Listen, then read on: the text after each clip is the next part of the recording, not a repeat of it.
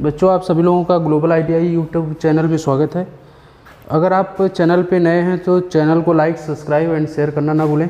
ठीक है बच्चों, आज हम ITI सेकेंड ईयर के लिए मोस्ट इम्पॉर्टेंट क्वेश्चन देखेंगे। ठीक है, इलेक्ट्रीशियन थियरी का। ठीक है, अगर आपको PDF में चाहिए तो हमारा www.globaliti.org पे विजिट करें। ठीक है, चैप्टर नंबर 14 है कंट्रोल पैनल एंड एसोसीरीज। ठीक है, इसमें हम देखेंगे क्वेश्चन ऑब्जेक्टिव। ठीक है, पहला क्वेश्चन है बच्चों, ELCB के लिए उपयोग में लाया जाता है। ELCB का काम क्या है बच्चों, समझेंगे कि ELCB जो हमारा काम करता है अर्थ लीकेज की कंडीशन में, जब कभी हम मान लीजिए हमारा मोटर होता है, अगर मोटर में कहीं अगर इसका फेज वायर, मान लीजिए 3 फेज का हमारा मोटर है, R, Y and B, 3 phase का मोटर है बच्चों। ठीक है, तो इसमें अगर कोई एक फेज क्या करे, इसे मोटर की बॉडी से टच हो जाए, है ना, मोटर की बॉडी से क्या हो जाए, टच हो जाए, है ना, कनेक्शन इसका छूटकर मोटर की बॉडी से टच हो जाएगा तो क्या होगा, अगर ये मोटर क्या है अर्थ से टच में है तो क्या होगा, अर्थ लीकेज होगा। उस कंडीशन में अगर हम उस मोटर को टच करेंगे तो होगा क्या बच्चों कि हमें क्या लगेगा, शॉक लगेगा ना। तो उस कंडीशन में ये क्या काम करता है, ELCB एक प्रोटेक्टिव डिवाइस है जो कि क्या काम करती है, उस कंडीशन में सर्किट को ब्रेक करने का काम करती है। तो ELCB के लिए उपयोग में लाया जाता है, तो अर्थ लीकेज सर्किट ब्रेकर के रूप में क्या किया जाता है, इसको उपयोग में लाया जाता है। इसका ये पूरा नाम है अर्थ लीकेज सर्किट ब्रेकर, है ना। तो ऑप्शन नंबर हमारा क्या होगा, बी क्या होगा बच्चों, सही होगा। ठीक है, अगला क्वेश्चन हम देखेंगे।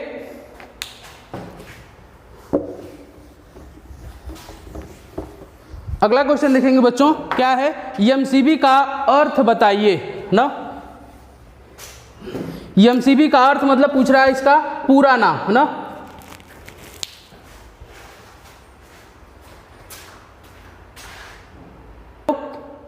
कह रहा है बच्चों कि EMCB का पूरा नाम बताइए, है ना, EMCB का अर्थ बताइए, अर्थात कह रहा है EMCB का पूरा नाम। तो EMCB का पूरा नाम होता है बच्चों मिनिएचर सर्किट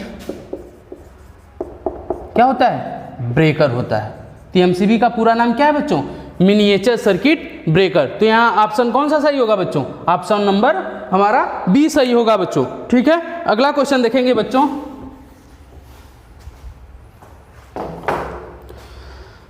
कह रहा है जिंक, कॉपर, सिल्वर, एल्युमिनियम और मिश्र धातु के मुख्य सर्जन हैं। कह रहा है कि जिंक, कॉपर, सिल्वर, एल्युमिनियम और मिश्र धातु के मुख्य सर्जन हैं, इनमें से कौन होगा, है ना। कह रहा है EMCB है, फ्यूज है, ACB है, OCB है। तो इसमें कौन होगा बच्चों, फ्यूज होता है। ठीक है, ऑप्शन नंबर हमारा क्या होगा, बी बच्चों सही होगा, फ्यूज। ठीक है, अगला क्वेश्चन देखेंगे बच्चों।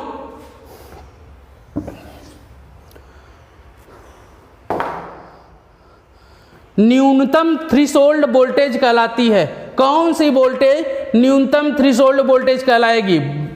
पहला है ड्रिफ्ट वोल्टेज, दूसरा है हमारा बी ऑप्शन है ब्रेकडाउन वोल्टेज, और सी ऑप्शन है नी वोल्टेज। इनमें से कोई नहीं। तो हमारा बच्चों ड्रिफ्ट वोल्टेज जी क्या कहलाती है, न्यूनतम थ्रेशोल्ड वोल्टेज कहलाती है। तो ऑप्शन नंबर हमारा क्या होगा, ये क्या होगा बच्चों, सही होगा। ठीक है, अगला क्वेश्चन देखेंगे बच्चों।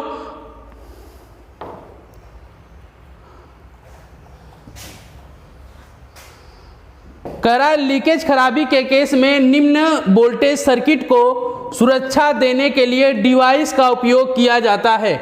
लीकेज खराबी के केस में, है ना, निम्न वोल्टेज सर्किट को सुरक्षा देने के लिए डिवाइस का उपयोग किया जाता है। तीन में से कह रहा है लीकेज कंडीशन में निम्न वोल्टेज सर्किट को, ना, लो वोल्टेज सर्किट की बात कर रहा है बच्चों, तो हमारा ELCB भी काम करता है, लेकिन हाई वोल्टेज की कंडीशन में इसको यूज किया जाता है। और ए हमारा ऑप्शन क्या होगा, सही होगा। RCCB जो होता है वो लो वोल्टेज सर्किट में क्या किया जाता है बच्चों, यूज किया जाता है। तो ऑप्शन नंबर हमारा क्या होगा, ए सही होगा, RCCB, है ना। अगला क्वेश्चन देखेंगे।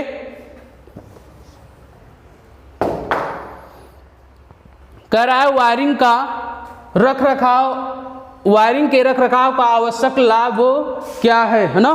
तो भार की क्षमता को बढ़ाना, है ना, वायरिंग के रख रखाव अगर हम करेंगे है ना, उसका मेंटेनेंस करेंगे तो क्या होगा, भार की क्षमता को बढ़ाने के लिए, ऐसा तो कुछ है नहीं है ना, हमेशा स्थिर वोल्टेज रखने के लिए, ऐसा भी नहीं है। अगर रख रखाव करेंगे तो स्थिर वोल्टेज, उससे क्या होगा, जैसे अभी कहीं वायरिंग हमारी क्या है, मान लीजिए कहीं मान लीजिए हमारा कोई क्या बोलते हैं इंसुलेशन कहीं किसी वायर का कट गया है ना, तो उस कंडीशन में क्या होगा, अगर हम इंसुलेशन पर कोई मतलब इंसुलेटर यूज कर दें, मतलब लगा दें तो क्या होगा, स्थिर वोल्टेज प्राप्त होगा, ऐसा तो कुछ होगा नहीं, तो ये भी नहीं होगा ना। भविष्य की योजना के लिए आवश्यक अनुमान लगाना, ये भी नहीं होगा। अगला हमारा क्या होगा, डी, हमेशा असुविधा से मुक्त संचालन निश्चित, है ना, हमेशा असुविधा से मुक्त, मतलब कि हमारी जो भी सप्लाई जा रही है वो ब्रेक ना हो कुछ समय के लिए, क्षण के लिए, तो हम क्या करेंगे, असुविधा से मुक्त होने के लिए, सही संचालन करने के लिए हम क्या करते हैं, तो हमारा ऑप्शन नंबर क्या होगा, डी क्या होगा बच्चों, सही होगा। ठीक है, अगला क्वेश्चन देखेंगे।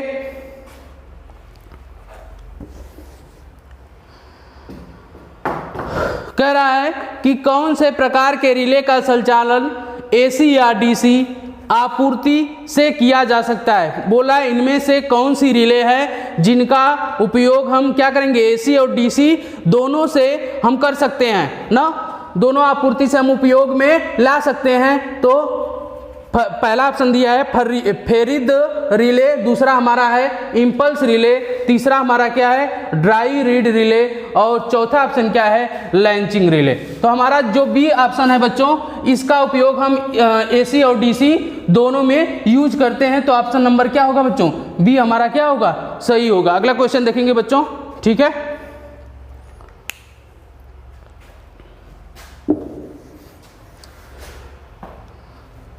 कह रहा है एक फ्लोरोसेंट ट्यूब है, एक फ्लोरोसेंट ट्यूब की ज्योति दक्षता है ना 10 से 15 ल्यूमेन प्रति वाट, 15 से 20 ल्यूमेन प्रति वाट, तीसरा ऑप्शन दिया है 30 से 40 ल्यूमेन प्रति वाट, और चौथा ऑप्शन दिया है क्या 60 से 65 ल्यूमेन प्रति वाट। जो फ्लोरोसेंट ट्यूब होता है उसकी जो होती है ज्योति दक्षता जो होती है वो 60 से 65 ल्यूमेन प्रति वाट होती है बच्चों। ठीक है, तो ऑप्शन नंबर हमारा क्या होगा, डी सही होगा। अगला क्वेश्चन देखेंगे बच्चों। कह रहा है कि कैंडेला निम्नलिखित में से किसकी इकाई है ना, तो प्रदीप्ति फ्लक्स की, ज्योति तीव्रता की, तरंगदैर्घ्य की, इनमें से कोई नहीं। तो जो कैंडेला होती है वो ज्योति तीव्रता की क्या होती है, इकाई होती है। तो ऑप्शन नंबर हमारा क्या होगा, बी बच्चों सही होगा। ठीक है, अगला क्वेश्चन देखेंगे बच्चों।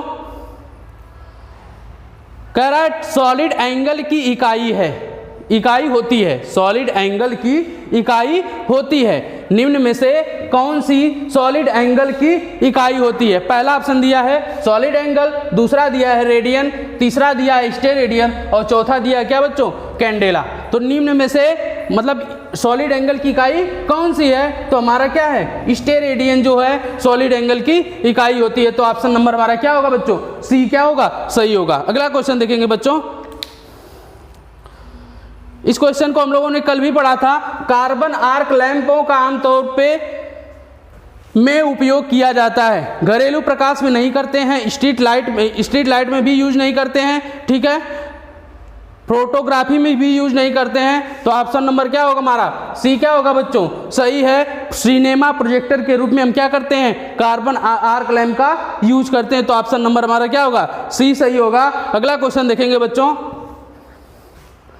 ये भी क्वेश्चन हम लोगों ने पढ़ा था। प्रकाश तरंगे की गति से यात्रा करती हैं, प्रकाश तरंगों की पूछ रहा है कि मतलब उनकी गति क्या होती है। तो इनमें से 4 ऑप्शन दिया है। पहला दिया है 3 × 10⁻10 सेंटीमीटर प्रति सेकेंड, 3 × 10⁻12 सेंटीमीटर प्रति सेकेंड, और तीसरा दिया है 3 × 10⁻15 सेंटीमीटर प्रति सेकेंड, और चौथा दिया है 3 × 10⁻18 सेंटीमीटर प्रति सेकेंड। तो ऑप्शन नंबर हमारा क्या होगा, ए सही होगा बच्चों। प्रकाश तरंगों की जो गति होती है वो क्या होती है, 3 × 10⁻10 सेंटीमीटर प्रति सेकेंड होती है बच्चों। तो ऑप्शन नंबर हमारा क्या होगा, ए सही होगा। अगला क्वेश्चन देखेंगे बच्चों।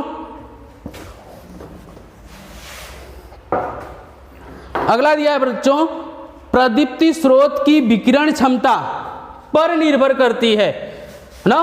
प्रदीप्ति स्रोत की विकिरण क्षमता पर निर्भर करती है। ऑप्शन नंबर ए दिया है बच्चों स्रोत की आकृति ना, बी दिया है स्रोत के तापमान और सी दिया है बच्चों प्रकाश किरण के तरंगदैर्ध्य और डी दिया है उपयुक्त में से सभी। तो हमारा ऑप्शन नंबर क्या होगा, बी सही होगा बच्चों। प्रदीप्ति स्रोत की विकिरण क्षमता जो डिपेंड करती है वो स्रोत के तापमान पर डिपेंड करती है। तो ऑप्शन नंबर क्या होगा, बी हमारा सही होगा। अगला क्वेश्चन देखेंगे। ठीक है बच्चों, ऐसे क्वेश्चन पूछे जाते हैं परीक्षा में, छोटे हैं ठीक है, न्यूमेरिकल टाइप इस प्रकार के क्वेश्चन क्या किए जाते हैं परीक्षा में पूछ लिए जाते हैं। तो देख लेंगे इसको। कह रहा है कि 8 पोल की और 250 चक्र प्रति मिनट पर घूर्णन करने वाले अल्टरनेटर के द्वारा उत्पन्न किए जाने वाले वोल्टेज की आवृत्ति होगी। कह रहा है एक 8 पोल का अल्टरनेटर है जो कितने स्पीड से घूम रहा है, 250 आरपीएम की गति से क्या कर रहा है बच्चों, घूम रहा है। ठीक है, तो पूछ रहा है फ्रीक्वेंसी क्या होगी। हम फार्मूला जानते हैं स्पीड का, क्या जानते हैं, एन बराबर क्या होता है 120 एफ बाई क्या होता है बच्चों, पी होता है। एन का मान दिया है, स्पीड कितनी है 250 दिया बच्चों, और पोल क्या है 8 दिया है। तो यहाँ से निकालेंगे फ्रीक्वेंसी ना, तो निकाल लेंगे क्या, एन का मान यहाँ पे रख देंगे 250 ना बराबर 120 एफ अपान पोल के मान दिया है 8 दिया है, इधर गुणा कर देंगे, नहीं ये तिरिया गुणा करेंगे। ठीक है, 250 गुणे 8 बटा क्या हो जाएगा 120 बराबर क्या होंगे बच्चों एफ ना।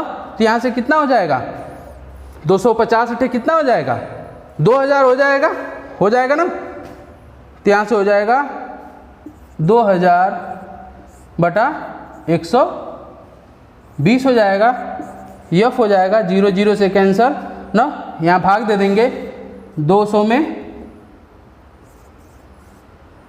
12 का भाग देंगे तो 12 एक कम 12 हो जाएगा। कितना बचेगा बच्चों 8, 12 छक कितना होगा 72 हो जाएगा ना। यहाँ कितना बचेगा 8 बच जाएगा बच्चों।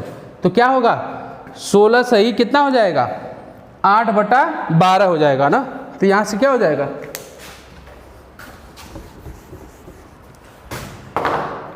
यह बराबर क्या होगा 16 सही 8 बटा 12।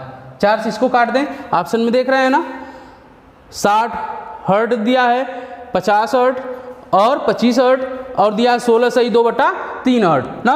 तो यहाँ से 4 से इसको काट देंगे, 4 दूनी 8, 4 तिहाई 4 दूनी 8, 4 तिहाई 12। तो यहाँ पे अब बराबर क्या हो जाएगा 16 सही 2 बटा 3। तो यहाँ पे देख लेंगे ऑप्शन नंबर हमारा कौन सही है बच्चों, डी सही है। ठीक है, अगला क्वेश्चन देखेंगे बच्चों।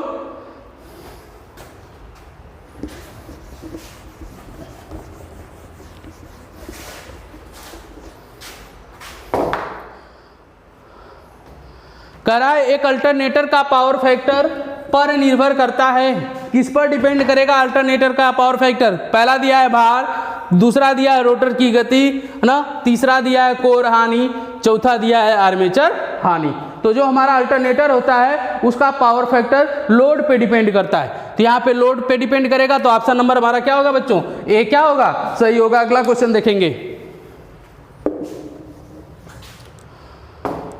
कह रहा अल्टरनेटर में वोल्टेज ड्रॉप होता है केवल आर्मेचर प्रतिरोध के कारण, आर्मेचर प्रतिरोध और रिसाव रिएक्टेंस के कारण है ना।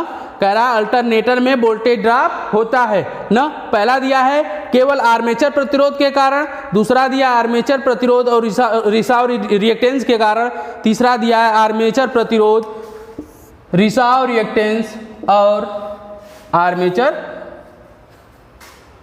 प्रतिक्रिया के कारण है ना, और चौथा दिया है आर्मेचर प्रतिरोध, रिसाव रिएक्टेंस, आर्मेचर प्रतिक्रिया और अर्थ कनेक्शन के कारण। तो ये तो बच्चों होगा नहीं, अर्थ कनेक्शन होगा नहीं, इसके कारण तो वोल्टेज ड्रॉप होगा नहीं। ठीक है, ऑप्शन नंबर हम क्या देखेंगे, इसमें से ऑप्शन नंबर कौन सही होगा बच्चों, सी सही होगा है ना। ऑप्शन नंबर हमारा क्या होगा, सी सही होगा। जो आर्मेचर में अल्टरनेटर में वोल्टेज ड्रॉप होता है वो आर्मेचर प्रतिरोध, रिसाव रिएक्टेंस और आर्मेचर प्रतिक्रिया पर डिपेंड करता है। तो ऑप्शन नंबर हमारा क्या होगा बच्चों, सी क्या होगा सही होगा। अगला क्वेश्चन देखेंगे बच्चों।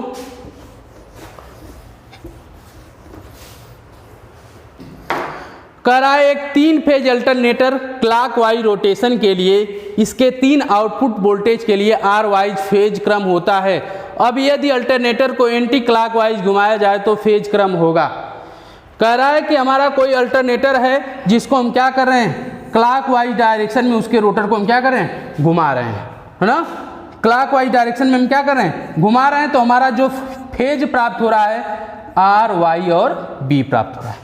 कह रहा है इस अल्टरनेटर के रोटर को हम क्या करें, एंटी क्लॉकवाइज डायरेक्शन में क्या करें, घुमा दें, तो फेज क्रम क्या हो जाएगा, पहले तो आर वाई बी था ही, है ना, दिया है ना, तो जब क्लॉकवाइज घुमाया जा रहा था तो आर वाई बी प्राप्त हो रहा था। अब एंटी क्लॉकवाइज घुमाएंगे तो क्या होगा, R Y B, R B Y, B Y R ना, तीनों तो बदलेगा नहीं ना, तो इसमें से क्या होगा बच्चों, और चौथा दिया इनमें से कोई नहीं, तो हमारा ऑप्शन नंबर क्या हो जाएगा, बी सही हो जाएगा।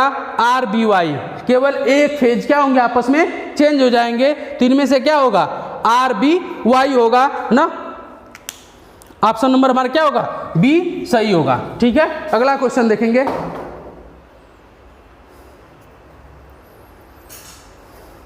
एक अल्टरनेटर में सेलिएंट पोल का लाभ है ध्वनि कम करना, दूसरा दिया है बाइंडेज हानि को कम करना, और तीसरा दिया है निम्न और मध्यम गति ऑपरेशन को अपनाने की क्षमता ना, और चौथा दिया है बियरिंग भार और ध्वनि को कम करना। इसमें से ऑप्शन नंबर कौन सा सही होगा बच्चों, ऑप्शन नंबर हमारा सी सही होगा। निम्न और मध्यम गति ऑपरेशन को अपनाने की क्षमता होती है किसमें, सेलिएंट पोल में, तो ऑप्शन नंबर हमारा क्या होगा, सी सही होगा। अगला क्वेश्चन देखेंगे बच्चों। करा है मूल 3 विद्युतीय राशियां क्या हैं। पहला दिया है प्रतिरोध कैपेसिटेंस इंडक्टेंस, दूसरा दिया है पावर वोल्टेज कंडक्टेंस, और तीसरा दिया है वोल्टेज धारा और प्रतिरोध, और चौथा दिया है धारा रिलक्टेंस और इंडक्टेंस। तो हमारी जो मूल विद्युत राशियां होती हैं बच्चों, वो हमारा होता है वोल्टेज, करंट और रेजिस्टेंस होता है, तो ऑप्शन नंबर हमारा क्या होगा, सी सही होगा। अगला क्वेश्चन देखेंगे बच्चों।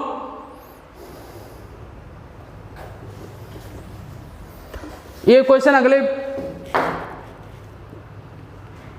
लेक्चर में हम लोगों ने सॉल्व किया था कि ऑटोमोबाइल में ध्वनि के कारण हॉर्न द्वारा उत्पन्न होती हैं।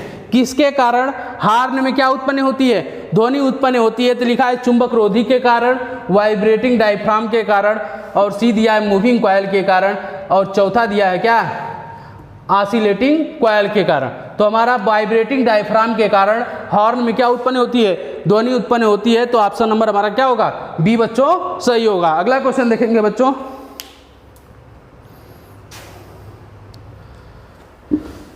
सॉलिड एंगल की इकाई है ना, सॉलिड एंगल निम्न में से सॉलिड एंगल की इकाई है। सॉलिड एंगल की कौन सी इकाई है, पढ़े थे पीछे, है ना, तो हमारी क्या है, स्टेरेडियन जो है सॉलिड एंगल की इकाई है, तो ऑप्शन नंबर सी क्या होगा, सही होगा।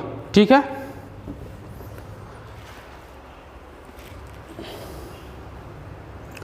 कैंडेला की इकाई है, तो ज्योति तीव्रता की इकाई क्या होती है, कैंडेला होती है। ज्योति फ्लक्स दिया है, ज्योति तीव्रता दिया है, तरंग की लंबाई दिया है, इनमें से कोई नहीं, तो ऑप्शन नंबर क्या होगा, बी होगा। ज्योति तीव्रता की इकाई क्या होती है, कैंडेला होती है ना। अगला क्वेश्चन देखेंगे।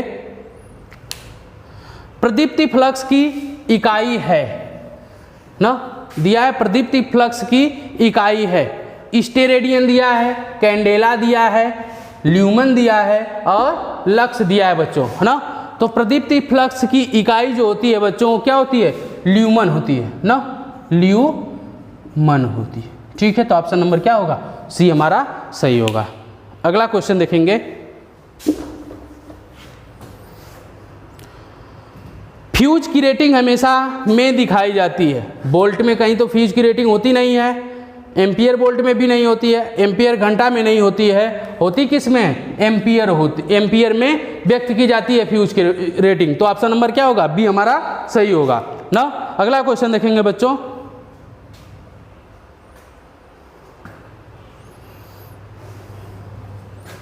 कह रहा है कि सर्किट में फ्यूज होता है, मतलब कह रहा है किसी भी सर्किट में फ्यूज को हम किस में जोड़ते हैं ना, कनेक्ट करते हैं। फ्यूज होता है हमेशा श्रेणी क्रम में सर्किट से जुड़ा होता है, हमेशा समांतर क्रम में सर्किट से जुड़ा होता है, हमेशा श्रेणी क्रम में सर्किट से जुड़ा होता है। ये रिपीट हो गया है, ठीक है, ये रिपीट हो गया है ना, हटा देंगे, ठीक है। सामान्य तौर पर श्रेणी क्रम में सर्किट से जुड़ा होता है, सामान्य तौर पर समांतर क्रम में सर्किट से जुड़ा होता है। सामान्य तौर पे जुड़ता नहीं है, हमेशा जुड़ता है। और किस में जुड़ता है बच्चों? हमेशा श्रेणी क्रम में जुड़ता है। फ्यूज हमेशा सप्लाई लाइन के किस में जुड़ता है? हमेशा श्रेणी क्रम में जुड़ा होता है। तो ऑप्शन नंबर क्या होगा बच्चों? ए हमारा सही होगा। अगला क्वेश्चन देखेंगे बच्चों,